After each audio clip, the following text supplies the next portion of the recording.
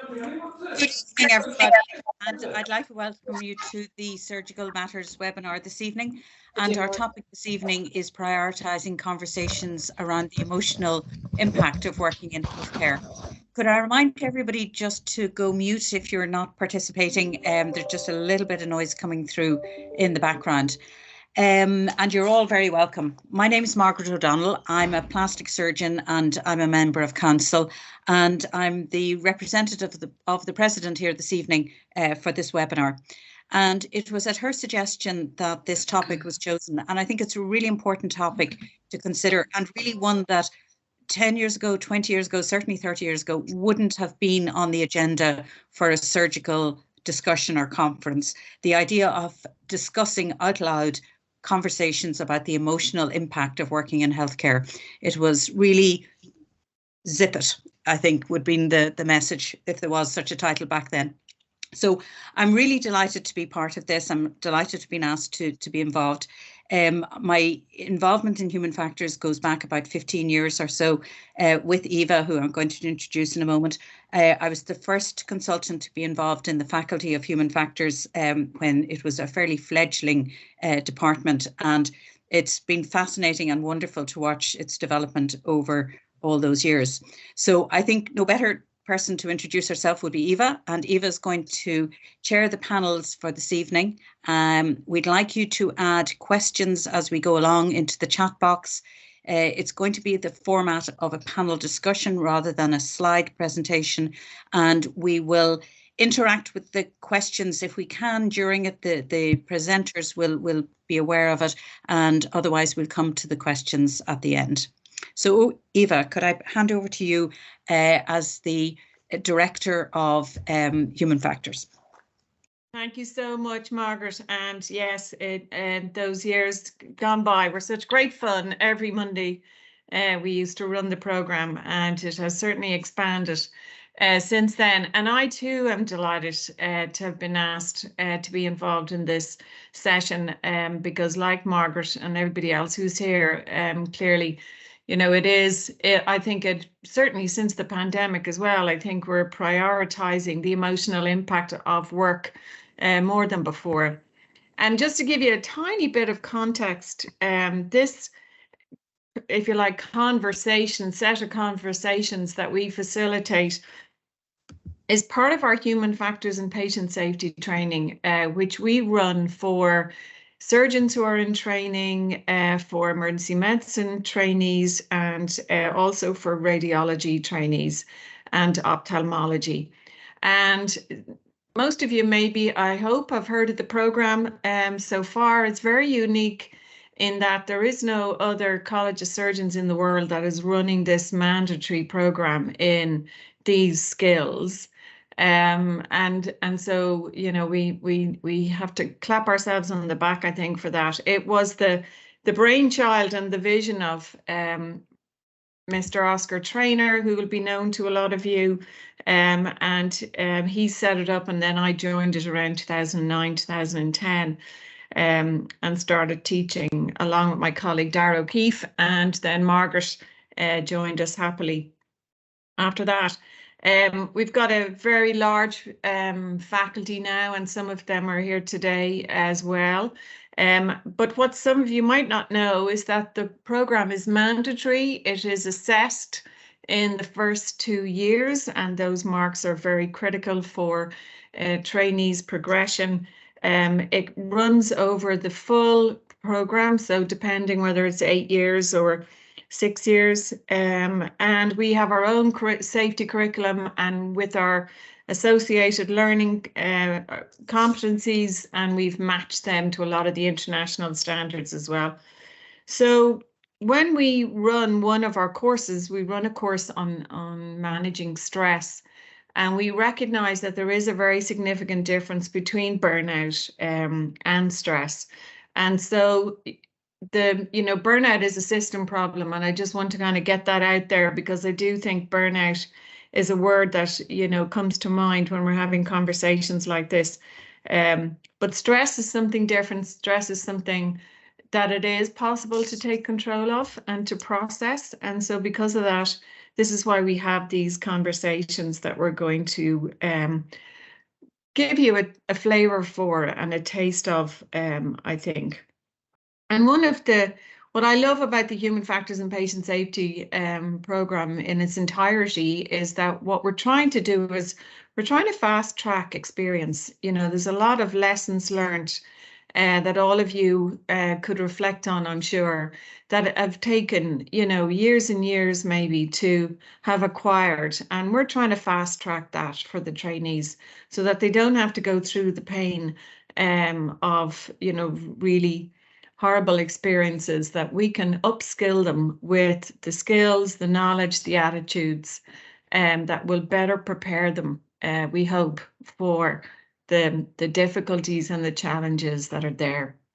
So with that said, I'm going to introduce you to our other participants today, and we could not run this particular part of the program without the enthusiasm and the support of some of our speakers today. So first off is Barbara Wren.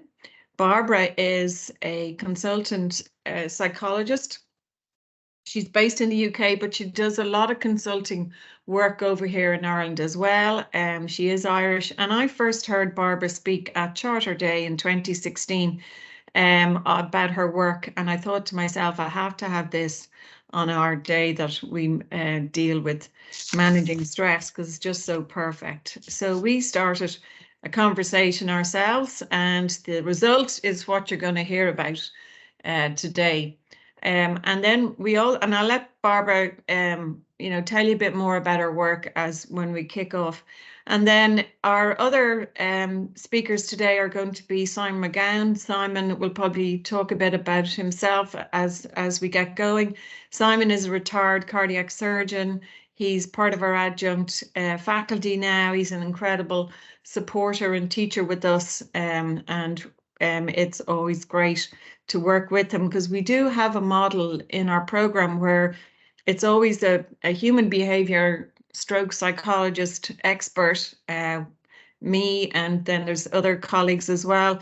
And then we always run the day with clinicians, and we do that on purpose because we want to make it relevant to the trainees' experience. And then with me as well is another arch supporter, which is Mark Doyle. Mark is a retired emergency medicine consultant and clinical director in Waterford. He brings lots of experience, and we'll get to hear about some of that as well. It's great to have Mark.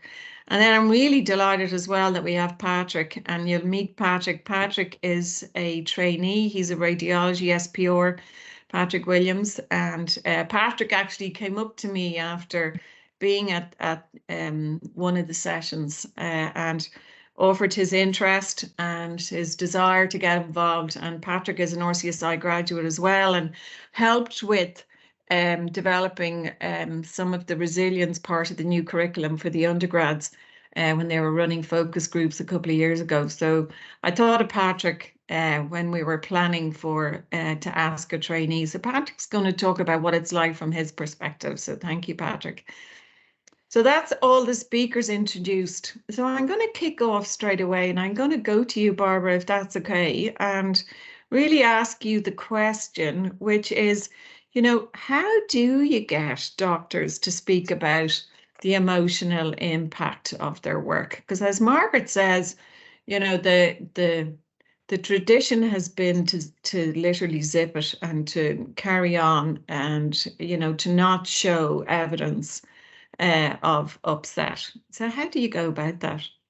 Thanks, Eva. Yeah, I was just thinking, Margaret, when you said that about zip it, I thought the last 20 years of my career has been trying to find out how to help doctors to unzip it.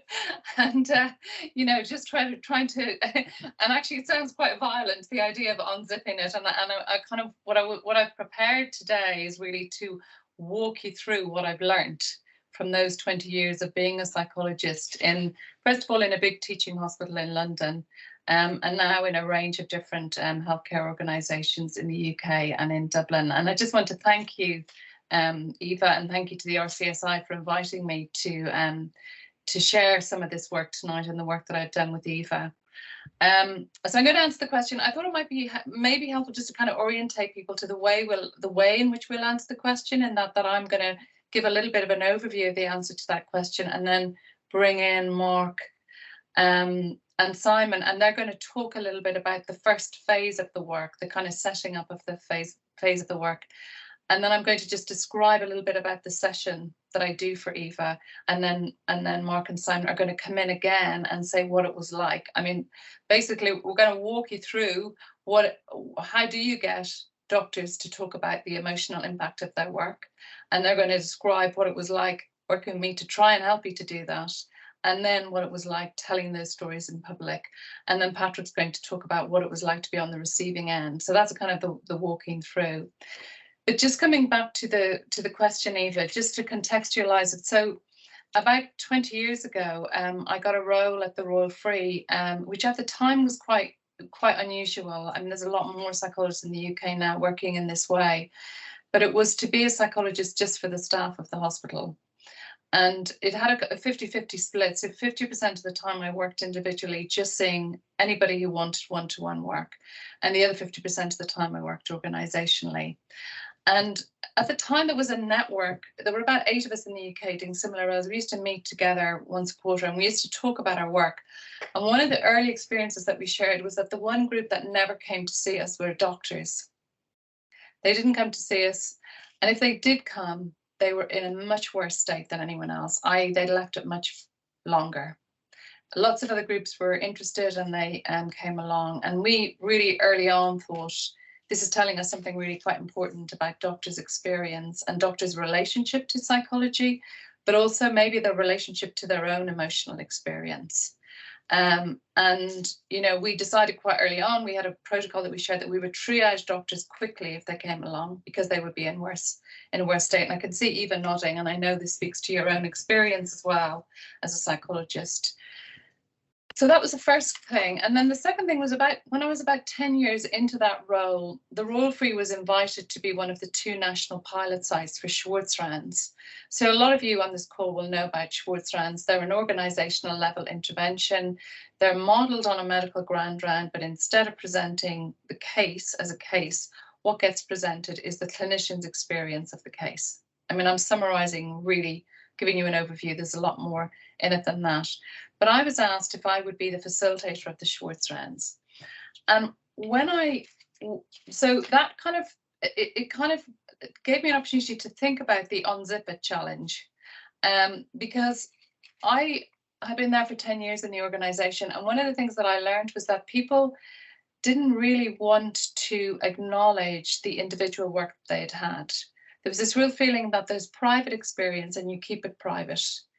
And I was very interested in this idea of how could you bring private experience into a public domain safely? Because so many of the experiences that I heard of distress were similar, but everybody thought they were unique. Everybody thought that everyone else was coping better than them. So that was the first thing. That was the first thing about the rounds. But the second thing that happened when I became involved in that work was suddenly doctors would speak to me. Suddenly, there were lots of doors opening because I was just looking for stories, and so I wasn't trying to kind of bring psychology to anyone for anything. I was just looking for stories. But I found quite quickly that the stories that I was being told were quite distressing stories. That there was a lot of experience that hadn't been talked about, that had been locked away, and suddenly this new intervention was giving permission for these experiences to be talked about.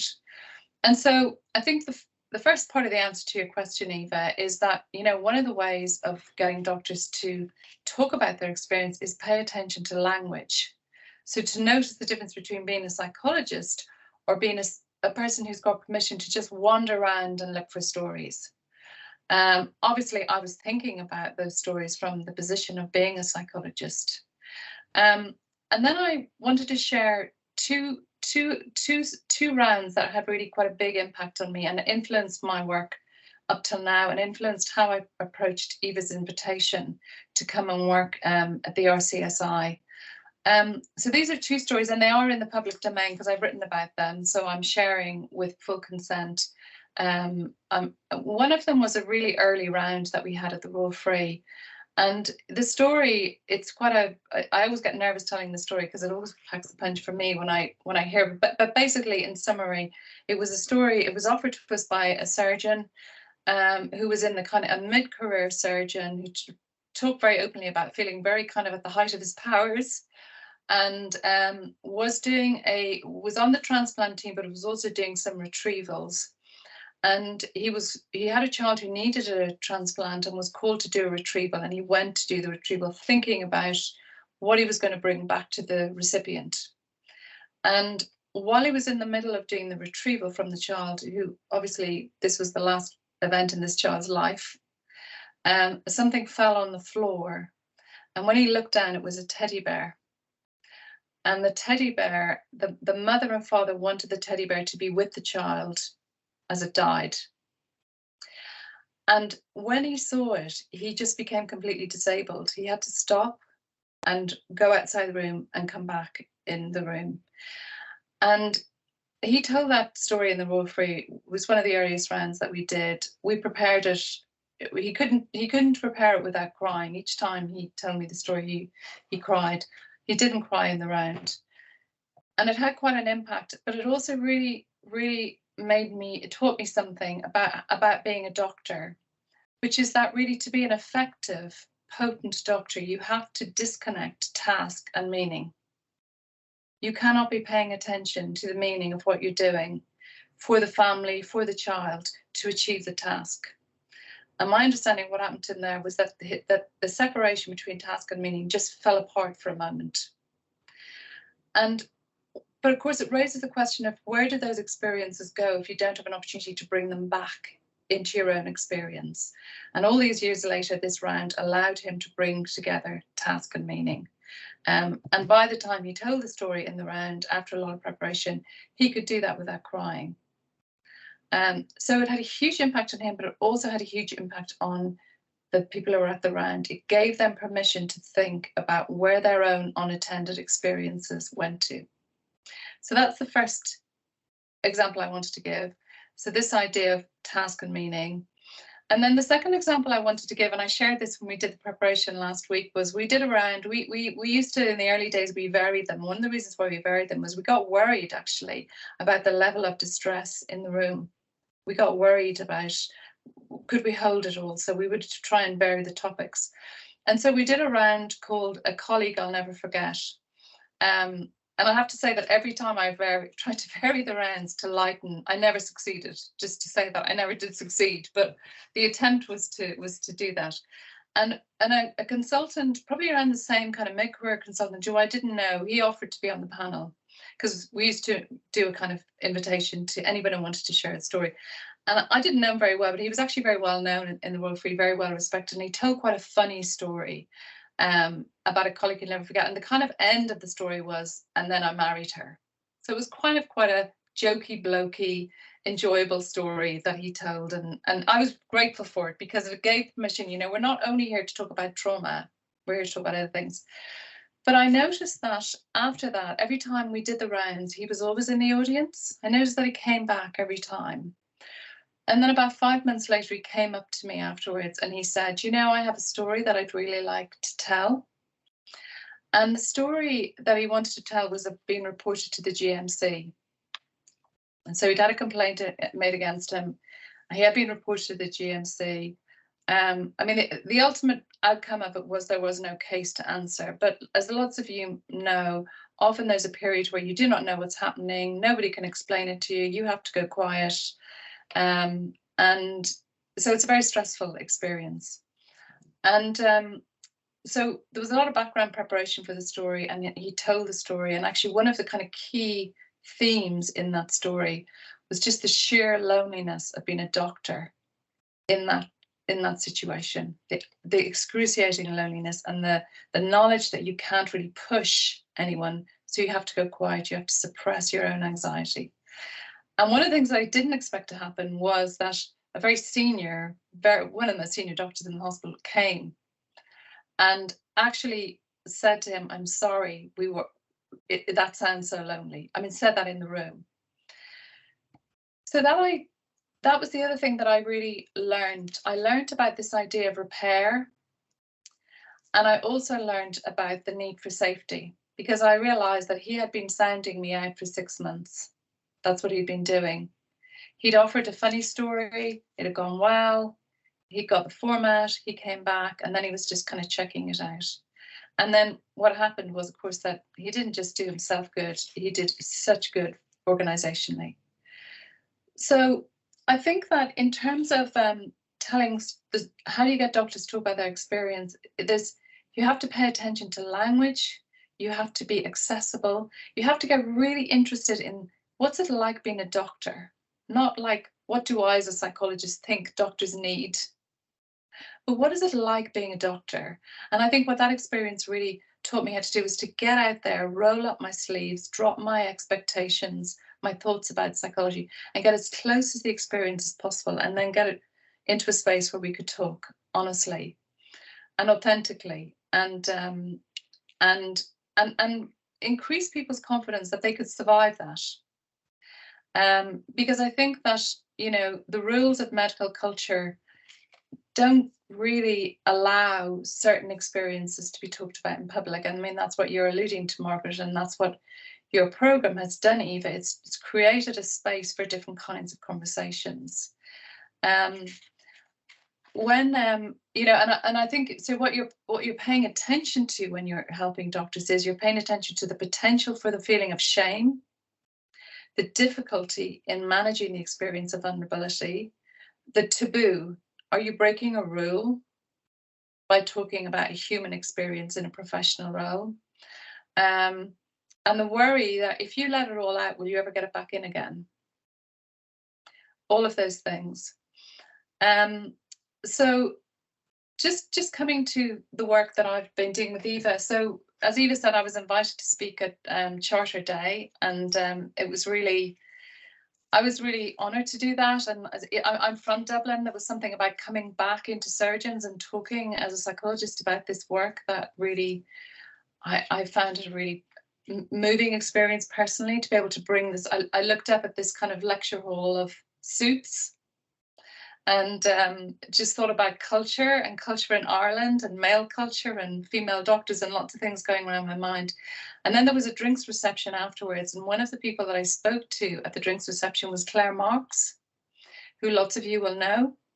And over the drinks reception, she told me a great story about her experience. And I said to her, you know, if you were at the Royal Free, I'd ask you to come and be on the panel. And she said, well, I'm not, but I'll come anyway. And so we did a session called Becoming a Surgeon. And the theme of it is like, when do you become it? You know, when do you feel like you are it? And this idea of how do you bring your personal and your professional self together? And the other conversation, obviously, that I had was with Eva. So Eva asked me to bring some of this work into her program, and I was really thrilled to be able to do that. And we've been working together over the last 5 years. And the way in which the session works is that there's about an hour that I do, which is of teaching. And I was thinking about this and preparing, again, the question about how do you get people to talk. You know, one of that afternoon, you get as close as possible to their experience, but you do something different with it, is another of my answers. So people are used to a teaching format, and I do the first hour, it's teaching. I'm sharing some of the concepts underpinning what I'm going to do in the second hour, but I'm staying in a format people are familiar with. I'm trying to build up a sense of trust and also a sense of curiosity. And I think that is the other thing that you do to get doctors to talk, is to create curiosity so that people might overcome their own ambivalence or anxiety. And then in the second half, what we do is we have some senior doctors who come back and tell stories of their experience. And the prompt is asking doctors for a case they'll never forget. But the experiences are prepared beforehand. And I'm very interested in why, and I'm going to hand over to Mark and Simon now in a minute, but I'm always really interested in why certain stories get chosen. And I know you are as well. All of you, because we've been talking about it. I think from my point of view, one of the things that I think, and I've obviously done a lot of this work now, I think sometimes the stories that get chosen are stories that, because of the rules of medical culture, they can't be fully resolved without connecting to one's own experience of vulnerability and helplessness. And there is an uncertainty about that. Or they are stories where the clinician has come up against the limits of medicine. The patient cannot be saved. Everything was done, it was done well, it was done professionally, but the outcome was not as one would hope. So yeah, I think I'm going to stop there for now and hand back to you, Eva. Okay, thanks, Barbara. And you know, I'm hoping that our audience is gathering just how much expertise you have and how skilled you are at this. And because I do know that, you know, similar kinds of interventions that are happening in HSE hospitals, you know, people have been worried, you know, just like you've expressed some worries when you were starting off. And how do you contain these emotions? How do you look after people? How do you literally put a kind of virtual, you know, put your virtual arms around them so that, you know, everything stays under control? And that is, you know, we need to be very clear about that. This is not ever to be, you know, what's the word? Tried, if you like. It's like that warning, you know, don't do this on your own. You know, this has to be done by people who know what they're doing and who are expert. And so it's always important to check that out. But what I think what would be really interesting, because I think part of your expertise, Barbara, is that you do spend so much time in preparing the speakers and preparing the panel. And that's what you've done with Mark and Simon. And you know, I think it'd be really interesting to hear what that was like for them, because, you know, I'm presuming, you know, it was a departure from what they might normally be used to, even preparing or talking about. So I might start with you, Mark, first. You know, what was the whole preparation time like for you? Well, when Eva asked me to consider doing this initially, I thought intellectually it was a good thing to do, and having been involved in human factors a bit, and I felt, yeah, this is worthwhile. But then when I went away and thought about it, I immediately started trying to figure out ways to get out of it. Yeah, all sorts of things started coming up. Everything from, could I be sure about confidentiality, talking about a patient, to, you know, sometimes it's bad luck to start sort of poking back at things that are sort of done and dusted, if you like, and just all sorts of conflicting feelings about it. And literally I was thinking, okay, I'm going to find some reason not to do this. But we then had we arranged a preparatory session with Barbara, obviously, to sort of go over the story. And I think immediately that we had that right from the start, the feeling started to change about this process. And I guess it was about, well, it was the way Barbara skillfully sort of managed the situation, and started kind of asking me to tell the story myself. And she was interested. She wanted to hear it from me. It was sort of over to me, and the way she handled it, and kind of the responses I got when I started telling the story, kind of started building reassurance that this would be actually probably an okay thing to do. And it was about me, I suppose, relinquishing control to a certain extent, but the way Barbara handled it, she made me feel safe doing so. I kind of was liking it afterwards to sort of, you know, where you see people falling backwards and they have somebody else and they're expecting them to catch them. You know, it takes a big amount of trust, but that's what it sort of felt like to me at the time. So, yeah, the other thing I suppose that was very strange was because the story I was telling happened, you know, the event happened a number of years ago, and was the emotion that just was generated by just talking about it, just on a one-to-one with Barbara. I mean, it was actually, I was surprised by that. Yeah, it was like an ambush, you know. It was kind of it suddenly came out of nowhere to some extent, and again, that created sort of ambiguous feelings in me as well.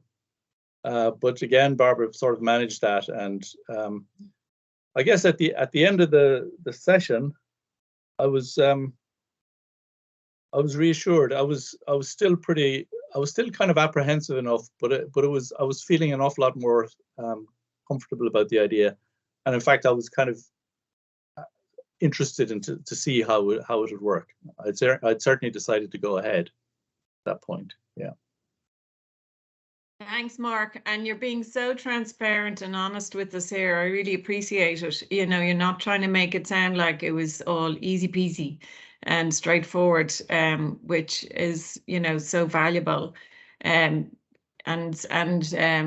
so it's almost like it's like a dummy run of the whole thing itself, and then it's quite emotional. We'll talk about the actual session itself, the actual conversation in a bit. About what that was like too. But can I go to Simon? Simon, did you feel something similar, or did you feel different? What was the preparation phase like for you? It was a little bit different, I suppose, Eva. I'd heard of Schwartz rounds sort of vaguely, and I was sort of interested, but I didn't really know what it was about. And you came to me and said that the theme was going to be a patient that I would never forget, I think it was, or along those lines. And I had about a week before Barbara was going to call me, maybe a week, 10 days, whatever. And you spend that time and you're thinking about these patients. And the one thing, I mean, 3 of them sort of sprung to mind, and what they all had in common was the outcome was not good, or the outcome was not what I would have wanted. And Barbara hit the nail on the head there, that, you know, despite everything being done, and there was no error, no medical error, nothing like that, the outcome still wasn't what I would have hoped for. I'm sure the patient wouldn't have hoped for. So it took me a while to think about those 3, and then Barbara spoke to me on the phone one afternoon, which I remember well. And I do too. You know, but it's kind of interesting. And I mean, and you know, Margaret has said that, you know, nobody'd ever asked me this stuff. I've chaired meetings, I've been in management, you know, operating rooms, you've done all these things, given lectures, but nobody's ever asked you to do anything remotely like this from the day I walked into medical school. So it was something completely new. And then, you know, Barbara, I think I found that I was interested anyway, but Barbara certainly gained my trust, if you like. And if that's the right word. I mean, I felt that I was in a safe place and I was with somebody that I could trust. So at the end of talking to Barbara, I felt I was still apprehensive about the session because it's something new, but I was reassured maybe, and I felt almost like ready, if that's the right word. And maybe I was ready to tell these stories. And that's the kind of interesting thing. And maybe it was in there, and it's funny how they sprung to mind, and I was ready to tell them. Can I come in just on, Please. you know what I'm going to say, Simon, don't you? I think you know I have to say it. We said it in the prep, but it just wasn't, it's one of the reasons why I remember. So one of the cases that Simon, that you shared was a very difficult traumatic case, and you talked about, you know, you're the senior clinician, and I remember this moment where you talked about debriefing the team, you know, going in, making sure everyone was okay, all of that. And then I said, oh, and who debriefed you? And there was just this complete silence. And I just wonder whether you just might like to, and I can see Margaret smiling as well, like, what was that? Because it felt like a gear change in the conversation to me. Yeah, I mean, nobody in all my years in medicine had ever asked me a question like that. So that came out of, as the Americans say, out of left field. And, you know, and I remember it well. I because I was walking down the corridor, and you know, nobody. Well, how did it feel? I mean, it is a lonely place, isn't it? I mean, if you're being honest. But you know, that's part of being a surgeon, I think. You know, I mean, that's just what it is.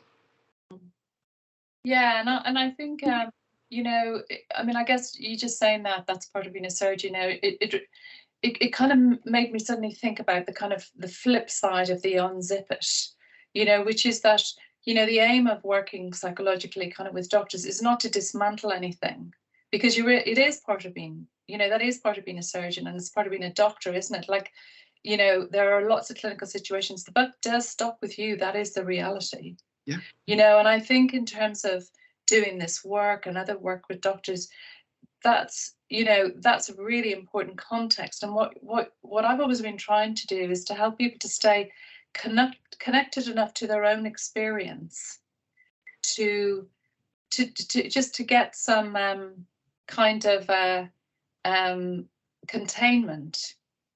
Oh, can you still hear me? Yeah. Yeah, sorry, my screen has just gone a bit funny.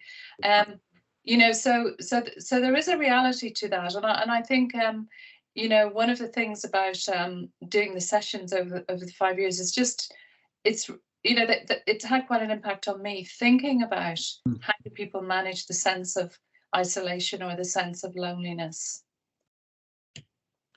Yeah, and I think that, and I'm sure that many people in the audience, I mean, if they were given that task of thinking about a patient that they would never forget, at the end of this session,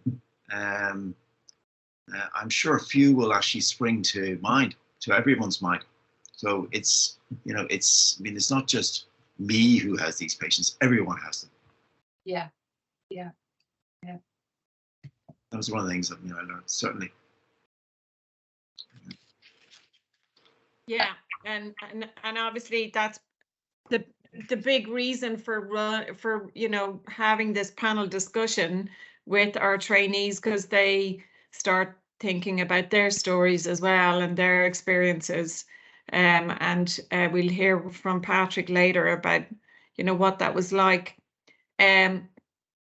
My screen is actually changed too, but we'll carry on. Yeah, I'm okay now again. I couldn't see anybody at all there for a minute, but I can now.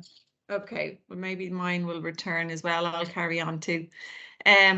So Barbara, would you like to go on, and thank you, Simon and Mark, for telling us you know, what it was like for you. Will we move on and talk about the session itself and how we do it? Yeah. So the session itself is an afternoon. It's a half day on Eva's program, and it's, you know, I suppose the whole day is moving people towards different ways of relating to their own experience of stress, as you've said, Eva. And what I do at the beginning of the session is to do a format that people will be familiar with. So to explain some psychology concepts and ideas, in some ways to soften the ground, which was like the meeting with both Mark and Simon, to soften the ground. You know, don't know this woman, she's a psychologist, do I really want to do this? You know, just stay curious and raise people's interest. And that's the aim. So talk a little bit about both my work as a psychologist and some of the rounds of the free to soften the ground. And one of the kind of key concepts, which links to the idea that we're talking about, the idea of safety, is the whole concept of psychological containment. And I go into a little bit of detail discussing that.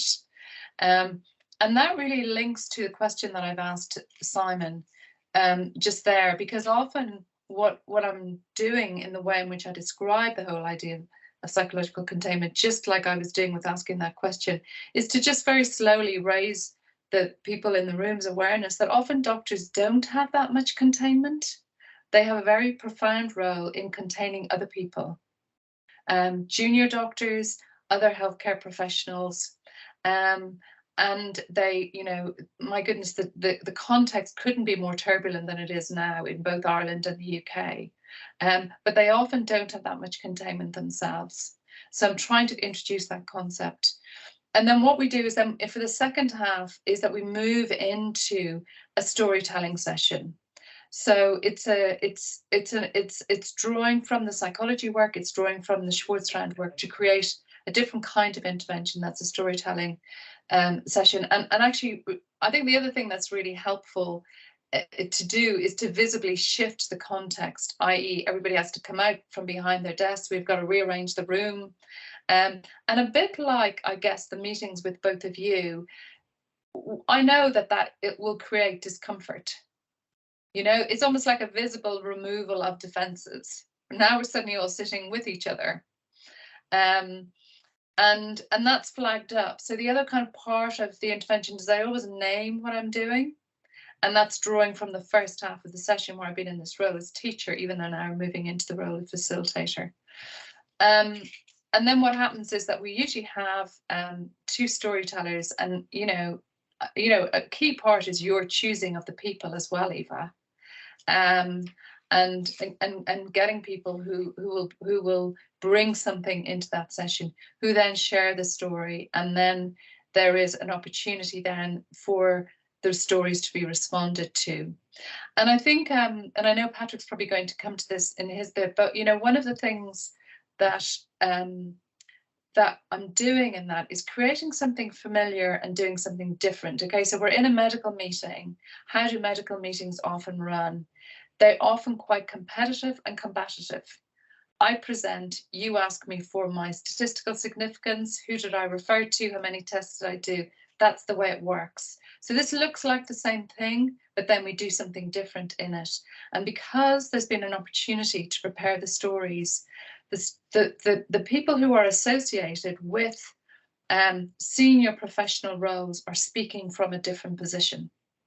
And so instead of the kind of interactions in medical culture, which often put people in opposition to each other, people pull towards the storytellers. And I'm aware that when we've done the preparation, that both of the doctors will still have some anxiety, possibly a lot of anxiety, when they then sit down and think, oh my God, now I'm going to have to do it.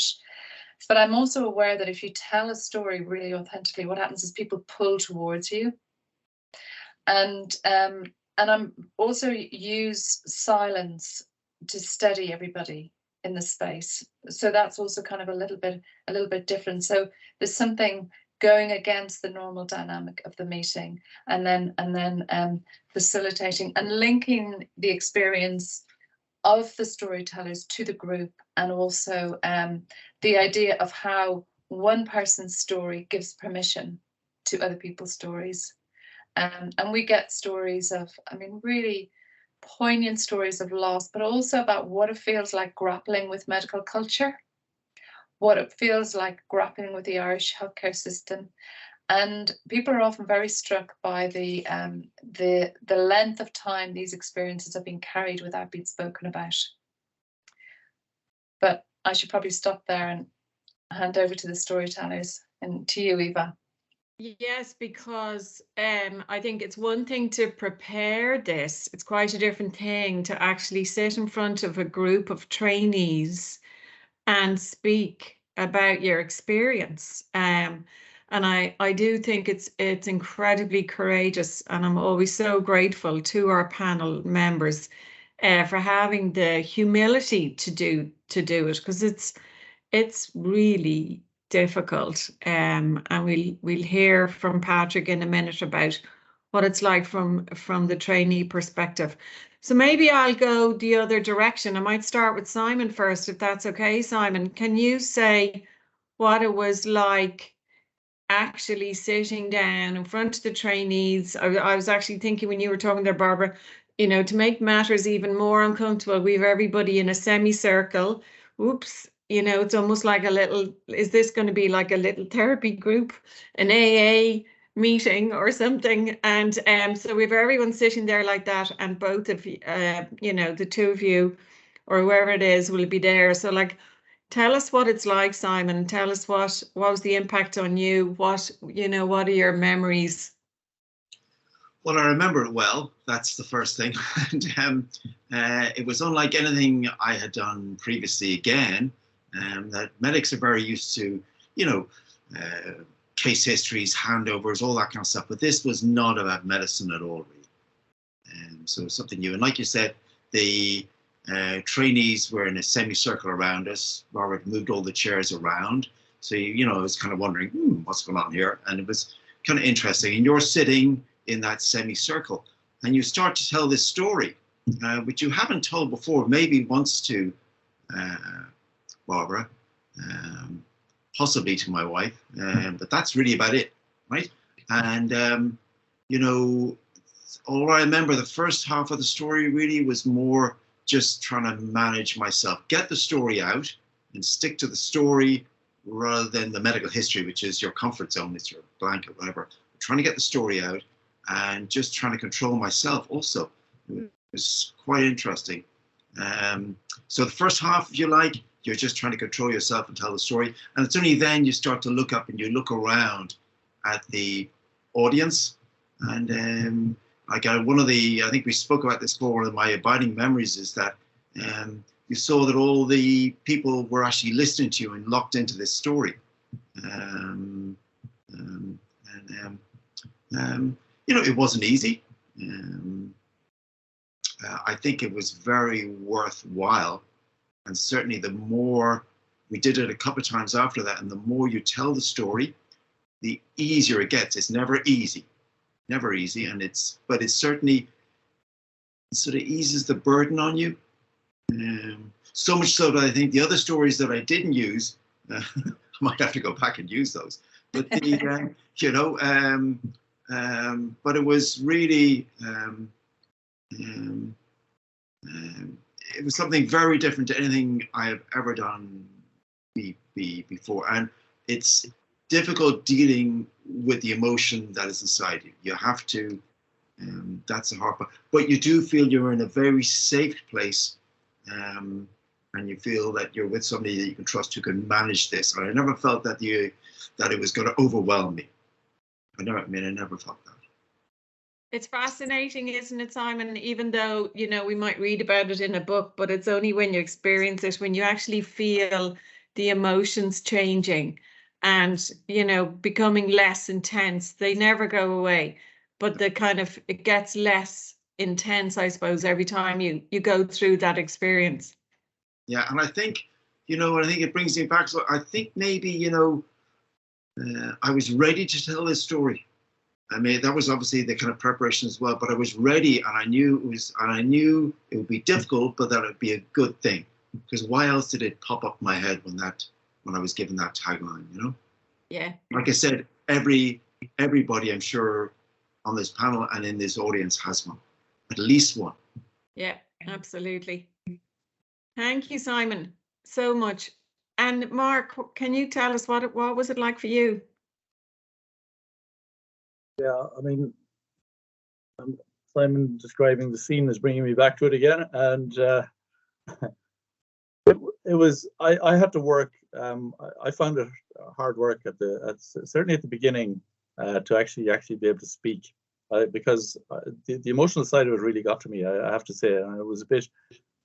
I was annoyed at myself for kind of letting it, and I was trying to control that, and I was trying to concentrate on telling the story. So I wasn't really that conscious of the audience to a certain extent at the beginning. And I found myself looking at them and trying to gauge the response by looking at their faces. And I found I couldn't initially. I wasn't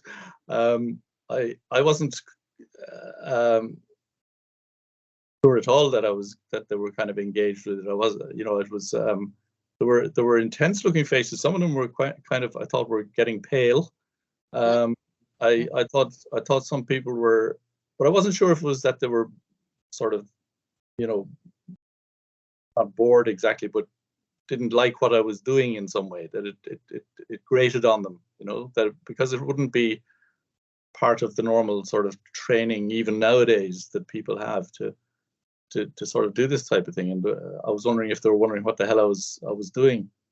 But then I started towards the end. It was obvious that people were almost sort of bursting to speak, and a few of them did. I mean, it was like they couldn't contain themselves. Some of the audience, that they wanted to tell stuff, and some great stories came out from the people who were there watching. Powerful stuff, and you know, it was nice to think that by me sort of putting myself out there, that it allowed certain other people to do the same. And I suspect that if we'd spent longer there, probably nearly everybody would have potentially told something, you know, or at least they felt the opportunity to. So yeah, it was. I felt it was very worthwhile from that point of view. And I did do it. We did do it again, and the emotion was less, for sure, less intense for me. The emotional aspect of it. There was a bit of me that started worrying. I was trying to honor the particular patient that I was telling the story about, and there was a bit of a worry that by too much repetition, that I would almost be nearly demeaning the story, you know, if it became kind of blasé or whatever. And I was a bit anxious about that, rightly or wrongly. But that was, so there were my kind of feelings about the experience itself. Thank you, Mark. And again, I think the impact on the trainees is exactly what both of you are talking about. The fact that you can share and they can see how moved you are, and that you are still really feeling something about a patient that could be years and years ago, and it still really matters. And I just think that's so powerful for the trainees, because it's not what they normally are exposed to. And, you know, I'm going to bring in something which is psychological safety. Like, you know, if we want to have effective role models who provide psychological safety, this is the direction we want to go. Like, we know that leaders who are humble, who are you know, transparent, you know, not the sort of all-knowing, all-capable ones, they're not as effective. But what's really critical about both of you is that, you know, you present a really powerful image of mastery, you know, because you show that you have it together, you know, you feel, but you have it together as well. And of course, that is managed by Barbara too. Barbara, do you want to come in here, and then I want to go to Patrick as well. Yeah, thanks, Eva. I was just thinking about how, you know, listening to both of you, you know, kind of captures what the process is like. I mean, coming back to the topic of the webinar about how you get doctors to speak about their experience, because, you know, just how you described, Mark, the, you know, what people might be making of it, you know, all of that about it's almost like running through the rules, you know, is it too much? Am I boring? Do I have the whole question of, do I have permission, you know, is alive in the water of this, I think. Do I have permission? And equally, when you were saying about respecting the patient, because I think that's really poignant, actually. And I've often thought that some of these stories, they're a way of paying a respect to the patient. But I equally think there's something in there. I mean, it was just a tiny sliver that I saw where it is about, am I allowed to take up space in the story? You know, and one of the things that I'm doing in the preparation and then in the round is to just keep pulling out the relevance of the clinician's experience, to just keep attending to it and pulling it out, you know. And I think the kind of, you know, in the prep phase and in the facilitation of the session, you're so, you know, all of you, and I'm sure all of you on this call, you're so used to presenting cases. It's so, you're so used to it. So the whole surprise of being asked questions about yourself, and also being rerouted when you push the patient back in front of you, is part of the mechanism of this. And it is a, you know, it's a defense that is necessary. It's created in training, and it's bedded down in medical culture. And but as you know, all the really important pieces of clinical work and also rewarding piece of clinical work is when you draw on your own human experience for the good of the patient. And part of the aim of this psychological work is for you to do that for the good of yourself. And to provide an experience where that becomes obvious that there's some benefit to the clinicians too. And I think over time, over the 5 years of, it's really led me to reflect on how do doctors sustain themselves over a career? Because some of the stories have the feel of stories that it would have been helpful to have been told 5 years ago. To discharge them, to release them, to give oneself permission to have a wobble. Thank you, Barbara. And I'm going to go to you now, Patrick, because I think probably what a question that's going to be in everybody's minds is, how did the trainees experience the session and what goes on for them? And so, yeah, let's go to you, Patrick. Give us a flavor of, what went through your mind and what your impressions of it are. Yes, so I think kind of Barbara and Simon both spoke to this, that kind of in medicine we have particular expectations of, case presentations and kind of roles, and something that you kind of go into a talk or, a training day in RCSI and you have certain expectations of how it will go. And then something that I did find very powerful was that kind of physical reorganization of the room that Barbara, you were talking about, where everyone's sitting in a semicircle and you're kind of unsure. And I think Simon and Mark both spoke of kind of initially when they started talking and telling the stories, they weren't sure, kind of the atmosphere in the room seemed to be quite muted and quite uncertain. And I think there is that moment of kind of recalibration at the start. I think when we were in the practice, Barbara, you were talking about kind of human experiences rather than role experiences. And I think that's really kind of a shift in this, that and you alluded this earlier, in fact, Barbara, that a lot of the time in a medical environment, things can be quite competitive, quite combative. Obviously, ultimately, everyone here will know lives are at stake, but often that kind of, it kind of speaks to the separation of meaning from task as well, that you just are so focused on getting something done or trying to achieve certain goals. And so interactions can become quite tense and quite fraught. Yeah. And that kind of reorientation allows you, I think, in the session, certainly as the trainee, to kind of see that there's new perspectives here. But something that Simon, you actually said earlier that I thought was really illuminating on kind of the trainee experience here is, you said that your feeling coming out was, it's not just me who has these patients, everyone has them. Well, certainly as the trainee, I think what's interesting is you've noticed, you've had a few experiences, such as these, as you said, Barbara, every doctor has patients that they'll never forget, or cases that they'll never forget. And those emotions stay with you, as the guys were saying. But to see, Eva, you were talking earlier about the idea of accelerating expertise, to see these people who are, quite advanced in their career, certainly more senior, to see that they still have that same reaction. It really is, it's almost like a permission to feel what you're feeling, and a permission to, a validation really of those kind of feelings that you have. And then as Simon and Mark were saying, I think as the session progresses, people become more kind of loquacious and kind of more comfortable then to actually make those connections themselves and say, yes, I've been in that situation and I kind of didn't think that was okay, or I didn't think anyone else had been. And from that point of view, it's I think really illuminating and different, and certainly has stuck with me. I was just wondering, Mark and Simon, what it's like to hear Patrick's reflection, because part of your experience was about managing yourselves for the first half hour, and how difficult was it to attend to what was happening in the room, and what's it like hearing what it was like for a recipient? Very interesting, isn't it, Mark? And I think that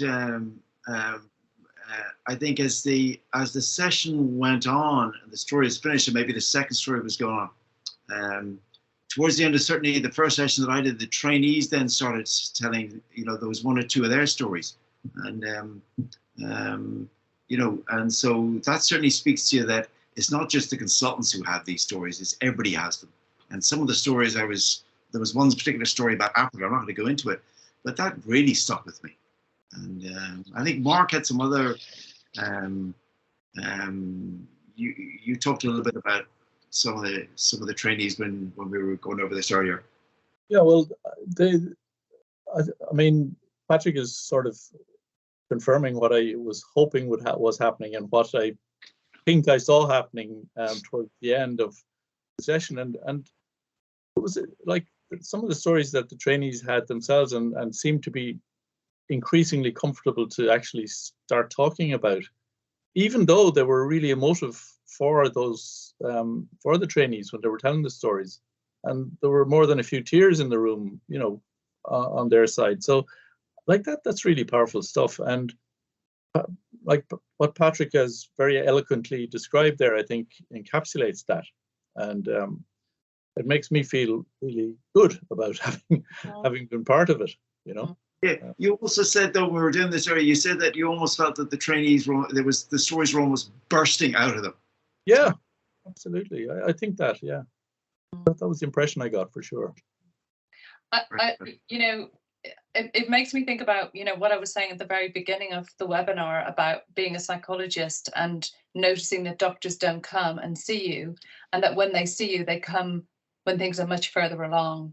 And like, a lot of the work that I've done, it's like this looping back learning for me as a psychologist, because, the reason why doctors don't come is that they suppress these experiences, and then you give permission and then they burst out. And in terms of the tears, yes, they are really powerful sessions to facilitate. And I'm sure Eva agrees, you're holding a lot in the room. You're holding kind of very senior doctors who are, I think, without exception, afraid they might cry. If I was to just bluntly say, what's one of the anxieties?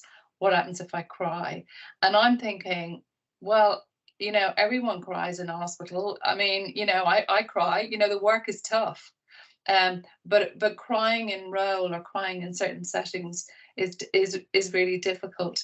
And what you're trying to convey, and you're still yourself kind of holding some of the anxiety, is that it won't be the worst thing to experience extreme emotion. Because the worry as a psychologist is you will split that off from yourself. You will become disconnected from your own experience. And I have been really moved over the 5 years listening to the stories, and some of them, I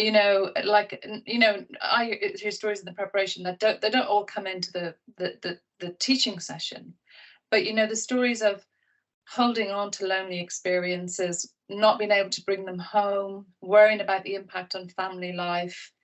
It's really made me think about the loneliness of being a clinician and the cost, and how much organizations really have a responsibility to help people to bear the cost without coming to harm. And I think that's, and the work that you're doing, Eva, and, that Margaret's alluded to, is trying to really bring that into the culture of medicine, isn't it? That we have a responsibility, and often actually storytellers are coming to the end of their career, and we talked in the preparation about being released to enjoy your retirement as well, didn't we? Yeah, I think that's right. And I think maybe because you're, retiring, and maybe you realize the impact of some of these stories. And I think that, the emotion can be very strong. I mean, personally, it wouldn't have, maybe just because I'm a cardiac surgeon, I wouldn't have been brought to tears, but it was certainly very emotional. And there was some kind of emotion welling up in me. I don't know what it was, and I hadn't encountered it much before. But but I think that is something at the end of your career, because you do, when you retire, you do reflect back over everything that's happened. And so for me, on a personal level, I found it helpful, and it certainly has eased it. And maybe it's something that everyone should be doing.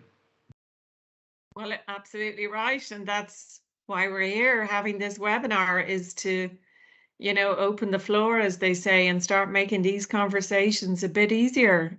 Because we're not robots. Nobody's a robot. You know, we're sentient beings. We have emotions. They're very important. They're instincts. We have them to protect us. That's what they're there for. And so, you know, it's part of our experience, in addition to our intelligence. You know, we have an emotional intelligence. That's what all this is about too. And I often think it's a hard task that we ask of many doctors, on the one hand, you know, to do painful things, worthwhile things, but painful things to people, cut vessels and skin and, you know, take out blood clots and all this kind of thing, which you have to be kind of pretty tough as an individual, I think, to be able to do. And then we expect them to turn around and be emotional and empathic and sensitive. And it's hard to get all that right all the time, I think. Before I forget, because we have a lovely supportive comment from Saoirse O'Mara, who's a trainee who's listening in, and she's supporting what you said, Patrick. It's there in the chat. And Saoirse and Killian Walsh are collaborating, and I'm helping them with a survey for surgeons about the emotional impact of an adverse event. And so Saoirse is going to put the link in there. This is an RCSI approved study. Ethics have approved it. And so we'd ask you to participate in it. If you're a surgeon, please do, because we want to get some data. We've no Irish data about the impact of an adverse event on you. I'm just wondering, Patrick, have you got any final thoughts before we start to close up? I think something that has come up a few times is the loneliness. And I think, Simon, you said that maybe that's part of being a doctor, and I think it is. But what I think this sessions kind of help you to understand is that we're all kind of alone together, if that isn't too kind of crass to say, that everyone is. And I think it is inherent that you go through these things, you know, these worries, you know, being reminded of old cases. That is a very internal thing. But to see that other people are going through something similar, and particularly, I suppose, when you are starting out and, you know, you've only got a small number of ghosts haunting you, as it were, that to see that someone speak in that kind of higher up or further along position, and to say that, yes, I get that too. And even just to have that kind of understanding, I think, is very powerful and very beneficial. It's almost like, this is my tribe. Yeah. This is my tribe. We're suffering in the same way, and we can talk about it. Yeah. And then I suppose the other thing, just even what you were saying about doctors having to be very hard in one sense, and hard and go through, you know, particularly surgeons going through surgery. And then also having to be kind of emotionally empathic and sort of soft like that. That I think a lot of the time we prioritize the former over the latter, because ultimately, you know, and as we were saying earlier, like 90% of medical meetings that you go to, it's about the hard side and the hard cases and stuff. And so it is easy to just let the thinking about it and let the feelings and let the experience of what you're doing fall by the wayside, just in the kind of name of racking up cases and getting to the next spot. Thank you, Patrick. It's so well put. You know, the benefit for you and for your peers, and you know, you can't help but wonder what happens, all those repressed memories. You know, emotions don't go away, unfortunately. They don't disappear. They stay inside. And you know, they insist on sort of leaking out at times in most unwelcome ways, unfortunately. So thank you. Will I go? Yeah. Sorry, Margaret, I was going to go to Barbara to finish and then hand to you, but no, go ahead. Go ahead. No, go ahead, Barbara. Yeah. Go ahead, Ava. Well, first of all, again, thank you. It's been great to have the conversation. It's been great to share the work. It's lovely to see the responses coming in now about the work. I think, I think that the answer to the question, it comes back to the things that we've been talking about creating curiosity, giving permission, paying attention to language, and and I think it's so powerful actually to hear what the impact is on clinicians. And every time we have this conversation, Eva, I feel more passionate about it. The value of giving people an opportunity to share their experience, not to bear all or not to unzip completely. And I think that's really important. Is that what we're doing is to allow a contained, structured amount of time to attend to the human in the role and have a clear transition into that experience and also out of it again, because it's not an either or experience. And that's the whole thing about task and meaning. And coming back to what you said about doctors being human, I think that I sometimes get frustrated with some of the discussion of compassion, because I think the real challenge in medicine is how do you move in and out of being in touch with the meaning and the feelings without getting stuck in one place or the other. And that's what my work as a psychologist is about, helping people to, how do you flow between the two and have confidence you can hold the feelings, but also you can disconnect and focus on the task. It's got to be a two-way direction. And I love this idea of the tribe and being alone together. And I think you put that really beautifully, Patrick. So thank you, Eva. Thank you, Barbara, and thank you for reiterating the fact that this is expertly contained. Our priority is always, the individuals, the people who are listening, the people who are speaking. We mind you all, incredibly, and Barbara is brilliant at that. And that is a crucial part of this. That is the skill. And that is, I'm going to say, that is what psychologists are good at. That's what they're trained for. So thank you so much, Barbara. So I'm going to hand back to Margaret now. Thank you. Thanks, Eva. And thank you all for listening. I think I was struck by all the speakers, going back to Simon's point at the beginning, where he mentioned that when he was asked to think of a memorable patient or a memorable case, you think of the adverse outcome. And with all the thousands of patients that go through our hands all across the board, if you take all the people in the audience, it tends to be the adverse outcomes that we recall. And I suspect also, if you can't think of any case, you either haven't been in it long enough or you've somehow buried that emotion in a protective sense. And I think the question of being asked how you feel, it's such a rare thing, as you say, Simon, to be asked.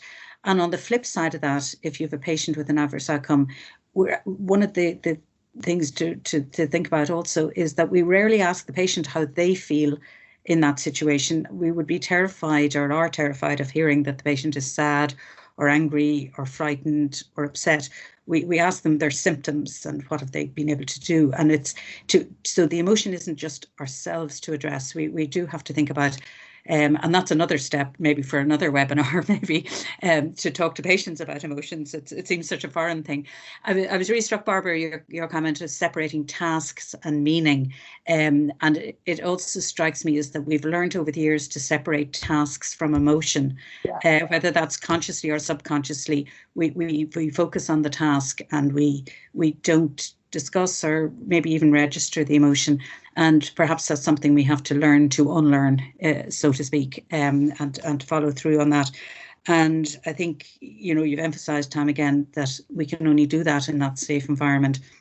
And to hear from Mark and Simon and Patrick that they felt safe enough to do this, and then the response, I think, was really telling. And thank you, Patrick, in particular, for your honesty in it.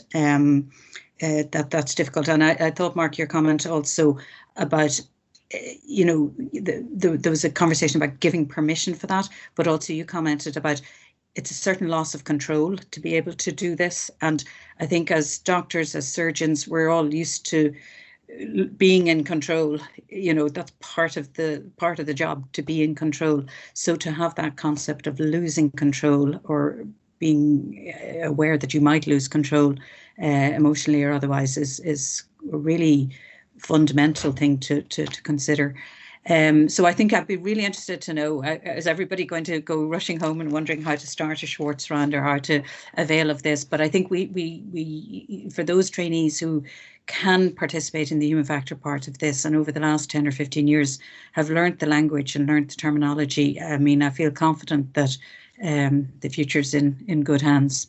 So thank you, Eva. Thank you, Barbara. Thank you, Mark. Thank you, Simon. Thank you, Patrick. It's been really interesting, and I hope everybody would agree in the audience, a really stimulating conversation, and it's only the start, I expect.